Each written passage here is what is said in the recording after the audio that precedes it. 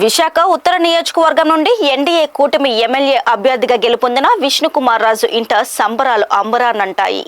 నియోజకవర్గం పరిధిలోని అన్ని ప్రాంతాల నుండి వందలాది మంది అభిమానులు, నాయకులు, కార్యకర్తలు అక్కడికి చేరుకొని బాణసంచా కాల్చి సంబరాలు జరుపుకున్నారు. ఒకరికి ఒకరు స్వీట్లు తినిపించుకున్నారు. ఈ సందర్భంగా విష్ణుకుమార్ రాజు మాట్లాడుతూ గత 50 ఏళ్ల చరిత్రలో ఉత్తర నియోజకవర్గం నుండి రెండోసారి ఎవ్వరూ గెలవలేదని, ఈ అవకాశం తనకే దక్కిందని హర్షం వ్యక్తం చేశారు. ఈ గొప్పతనం తనది కాదని, టీడీపీ, జనసేన, బీజేపీ కూటమిదేనని స్పష్టం చేశారు. ఉత్తరంలో తప్పులు చేసిన నాయకులను వదిలిపెట్టే ప్రశ్న లేదని విష్ణుకుమార్ రాజు హెచ్చరించారు.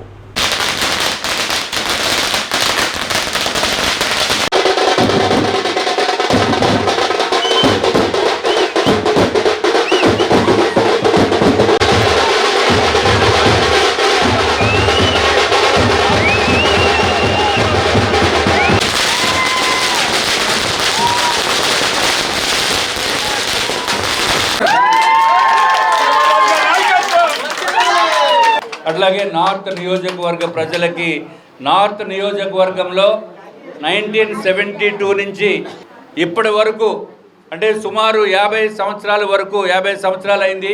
ఇప్పటి వరకు కూడా ఏ ఒక్క వ్యక్తి అంటే ఎమ్మెల్యేగా నుంచున్న వ్యక్తి రెండోసారి మళ్ళీ ఎమ్మెల్యే కావలేదు.